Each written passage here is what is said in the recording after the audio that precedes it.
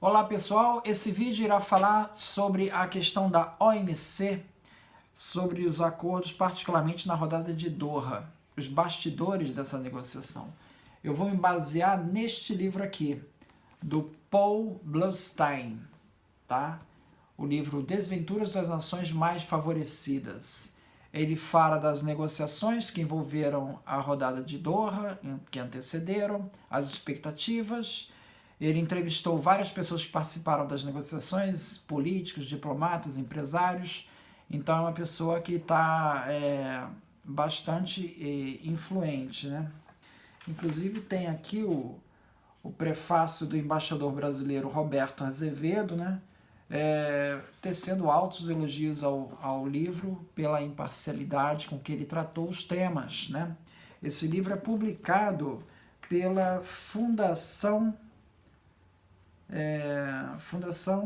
Alexandre de Gusmão. Foi publicado em 2010. O livro originalmente é de 2009, tá? Bom, Michael Moore, diretor-geral da OMC em 2001, né, quando estava lá no início da rodada de Doha, ele destacou a importância de se abrir os mercados dos países ricos do norte aos países em desenvolvimento, como uma maneira de melhor distribuir a riqueza mundial. Tá? Você estava ali naquela época dos atentados de 2001, né, das Torres Gêmeas, então havia ali uma preocupação cada vez mais forte, ainda mais forte, para você distribuir a riqueza nos países, para evitar esses problemas de terrorismo, de imigração e outros problemas que têm afetado os países ricos, né? Então isso se daria em duas linhas basicamente: o acesso dos produtos agrícolas aos países, dos países em desenvolvimento, né, para conquistar os mercados dos países ricos, e a redução de subsídios dados pelos países ricos aos seus produtores, principalmente agricultores, né?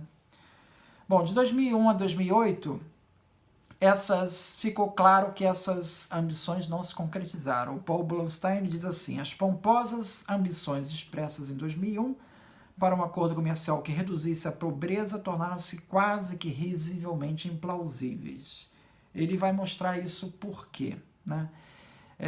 Há uma grande preocupação desses acordos multilaterais em você evitar medidas protecionistas, né? Que os países adotem medidas protecionistas, fechando seus mercados, né? Isso mesmo defensor do livre mercado como Obama, né? Ele, mesmo assim, ele cedeu às pressões do setor siderúrgico e aumentou as tarifas de aço para impedir ou dificultar a importação de aço dentro dos Estados Unidos, fechando o mercado americano, né? O que se deseja é evitar o surto protecionista, né, que se observou em 1930, por exemplo, nos Estados Unidos, quando, diante da Grande Depressão, os Estados Unidos tomou medidas altamente protecionistas, como a Lei Smoot-Hawley, assinada pelo presidente Herbert Hoover, que aumentou a tarifa dos produtos estrangeiros a uma média de 55%, o maior índice do século até então. Tá? Bom, o autor Paul Bluestein ele destaca que a OMC é então pilar crucial da estabilidade da economia global, guardiã do princípio da nação mais favorecida. Esse princípio que está na base da OMC, ele diz que os países membros eles prometem tratar os produtos dos outros países de forma não discriminatória. Você não pode discriminar um determinado mercado para um país. Por esse princípio, cada membro deve receber as mesmas vantagens concedidas aos demais membros. Então, se você fixa uma tarifa de importação de um produto X vindo da França em 15%, está beneficiando a França, você baixou a tarifa para 15% para aquele produto, pela OMC, pelo princípio da nação mais favorecida, esse país tem que estender o mesmo benefício aos mesmos produtos importados de outros países membros da OMC. Tá? Isso na década de 70, ele faz esse retrospecto, né? o movimento dos países não alinhados, o grupo chamado Grupo dos 77, dos quais o Brasil fazia parte, né? Eles adotavam políticas altamente nacionalistas e de reserva de mercado, ou seja, basicamente você elevava muito a tarifa de importação, impedindo a importação de produtos para o seu mercado interno. Era uma política nacionalista que era usada por a maioria desses países aí. Então, isso acabava deixando esses países de fora das reduções tarifárias negociadas no GATT, tá? Bom, a conclusão do livro aqui, e ele destaca isso em vários trechos, né, é que a OMC é um órgão que, se fosse extinto, se não existisse, quem perderia mais seriam os países pobres e não os ricos, né? E ele dá um argumento em torno disso, né? Em 1980, o GATT, né, ele já estava desgastado. Por quê? Porque ele não era muito eficiente, tá? No caso de queixas de infração das regras do GATT, né, o país acusado ele podia escapar de qualquer punição, porque para você aplicar a punição, você dependia do consenso da Assembleia, né? E mesmo uma decisão final do tribunal, ela podia ser subvertida apenas por um único membro, podia ser até o próprio membro acusado, né? Se ele apresentasse uma dissensão, se ele não concordasse. Então ele saía de qualquer punição. Outro aspecto é que têxteis e agricultura não estavam na órbita do GATT, né? Então ficavam de fora dos acordos, né? Então, chegou lá nos anos 80, os países ricos pressionaram por um acordo mais amplo, que veio desembocar aí na OMC. Nesse acordo, haveria uma troca, né? Os países ricos, eles poderiam ampliar as discussões, incluindo propriedade intelectual nos assuntos. Em troca, você daria os tais benefícios, ou seja, o livre mercado em agricultura para os países em desenvolvimento, cortando subsídios e eliminando tarifas, né? O fato é que 4 anos após a rodada do Uruguai, né, os Estados Unidos haviam eliminado apenas 2 de suas 750 cotas de importação, tá? Ou seja, a maioria na área de agricultura. Então, isso também, a União Europeia também foi bastante resistente. Então, a tal da grande barganha acabou não se concretizando, porque os países em desenvolvimento modificaram suas legislações para incluir proteção ampla a patentes, especialmente medicamentos, e em troca, os benefícios comerciais na área agrícola, com cortes de subsídios, não se concretizaram para os países em desenvolvimento, tá? Havia um risco de você trazer a questão da propriedade industrial para dentro da OMC. O risco é que, já que trouxe propriedade industrial, você trazer outros temas, por exemplo, direitos trabalhistas. Há um pleito dos países ricos para que os direitos trabalhistas sejam levados em conta, ou seja, se um país consegue um preço diferenciado, mais baixo de um produto porque usa trabalho escravo, esse país tinha que ser punido no comércio internacional.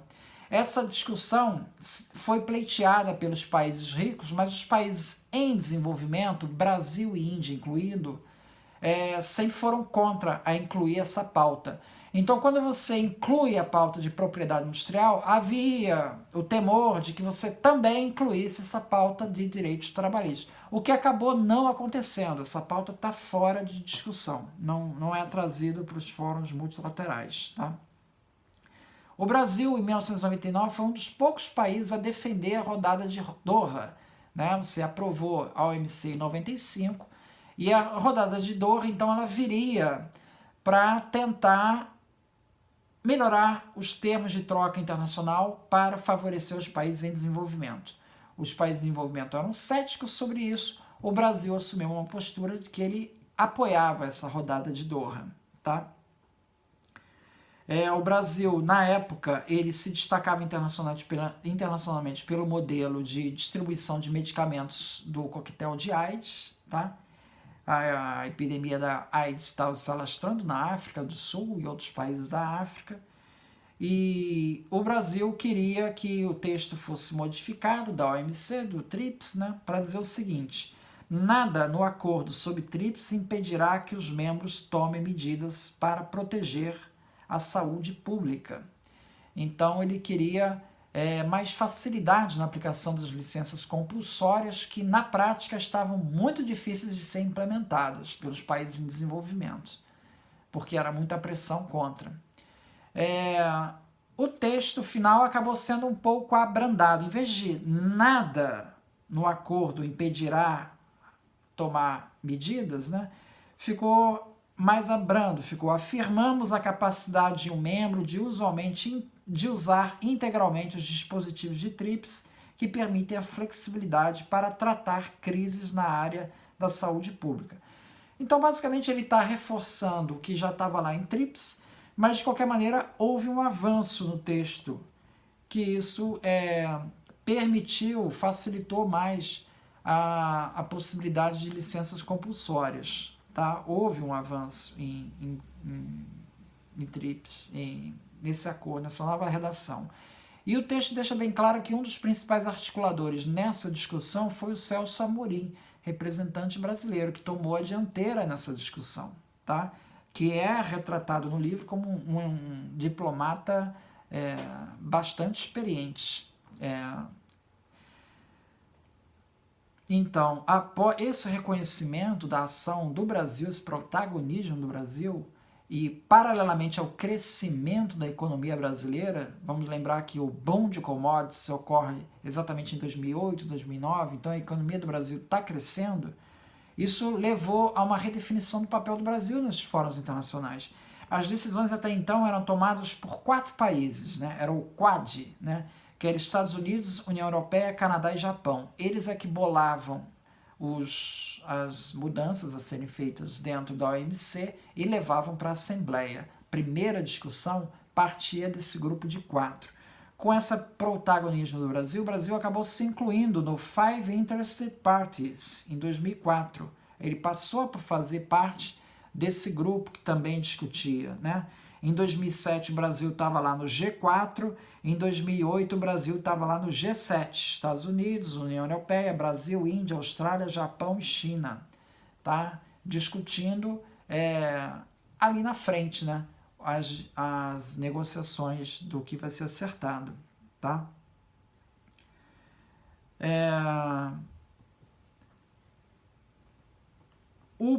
A OMC se tornou um instrumento importante para os países em desenvolvimento, né, como eu havia falado antes, né, e isso ele deixa claro quando ele trata de painéis que foram empreendidos pelos países em desenvolvimento. Por exemplo, o painel que o Brasil empreendeu do algodão contra os Estados Unidos, que o Brasil ganhou direitos e foi indenizado, e outros painéis também. Tá? O painel do Brasil foi o DS 267. Tá? É interessante que o Brasil, para esse painel, contratou um famoso escritório de advocacia, o Sidney Austin. Tá? Então isso é um aspecto interessante. Para você fazer um painel na OMC, você precisa gastar dinheiro, você precisa contratar uma boa escritório de advocacia, ter bons articuladores lá para levar a sua causa, e isso não custa barato todo o processo.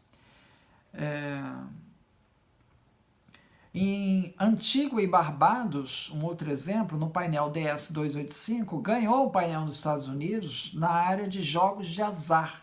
É interessante que os Estados Unidos, para a defesa dele, ele alegou que ele proibia esse serviço de jogos de azar de Barbados no país dele, porque ele entendia que jogos de azar era uma coisa que prejudicava a integridade de seu tecido social. Bom, o Paul Bluestein chama esse argumento altamente hipócrita. Um país como os Estados Unidos, que tem cassino para tudo quanto é lado, dizer que o jogo de azar prejudica a integridade do seu tecido social. Bom, incrivelmente, os Estados Unidos usou esse argumento nesse caso, mas acabou perdendo. Antigua e Barbados pôde aplicar uma retaliação cruzada, já que ela no comércio é desfavorável para os Estados Unidos, ela adotou uma retaliação cruzada na área de propriedade industrial, tá? Esse é um exemplo de um país que, se não fosse a OMC, jamais teria condições de promover qualquer retaliação contra os Estados Unidos. Em outros casos, por exemplo, Costa Rica teve um painel na área de roupas íntimas, foram taxados lá, ganharam o caso e os Estados Unidos cumpriu a decisão. Então, existe um estudo que mostra que de 79 painéis estudados, né, em que houve a punição, 67% dos casos a parte condenada concordou, não houve disputa, ele aceitou, tá? Outro estudo mostra que de 1995 a 2008 foram estabelecidos 388 painéis, dos quais só houve assim, só houve disputa, assim, não aceito a decisão e foi autorizada efetivamente uma retaliação só em 10 casos. Tá? Então existe aí um índice grande de aceite, né, da parte que perde o painel em aceitar a decisão. Tá? O representante de Benin, ele concluiu o seguinte, olha, se não houvesse um lugar como a OMC, como vocês acham que um país como o meu poderia negociar com os Estados Unidos? Então, veja, existe uma ferramenta bastante interessante para os países pobres, né? Bom, após 2000, o que tem se verificado é a intensificação dos acordos bilaterais em detrimento dos acordos multilaterais, porque os acordos bilaterais eles corroem o princípio da nação mais favorecida da OMC e promovem a discriminação entre membros da OMC, porque você dá uma tarifa e não dá para o outro. Você está corroendo o princípio da nação mais favorecida. Tá? Bom, o saldo da negociação de Doha, no início, lá em 2001, estimava-se que isso ia aumentar a renda global em 830 bilhões até 2015, dos quais 2/3, 66%, ia para o bolso dos países em desenvolvimento. Bom, na prática, o que se observou é que os ganhos do comércio mundial foram bem menores, foram 287 bilhões de dólares, sendo que 30% e não 66% foram beneficiados os países em desenvolvimento. Então, houve um ganho, sem dúvida, houve um ganho, no entanto, houve um certo exagero nas previsões iniciais. O Paul Blumstein, ele conclui o seguinte aqui, na página 394, né? Se houve um erro sério na época de Doha, foi promover de forma exagerada o potencial de combate à pobreza da rodada. A descrição da rodada como uma provável bonança para o terceiro mundo alimentou expectativas nos países em desenvolvimento de que quase todas as concessões viriam dos membros ricos da OMC e que os países do Sul cederiam pouco ou nada. E quando as estimativas do Banco Mundial, atualizadas em 2005, mostraram os benefícios projetados como muito menores do que antes, a credibilidade daqueles que defendiam enfaticamente um pacote ambicioso e medidas de liberalização de mercados viu-se diminuída. Então, essa certa frustração é que estaria também um dos fatores a estimular essa queda do multilateralismo e o crescimento dos acordos bilaterais. Muito obrigado.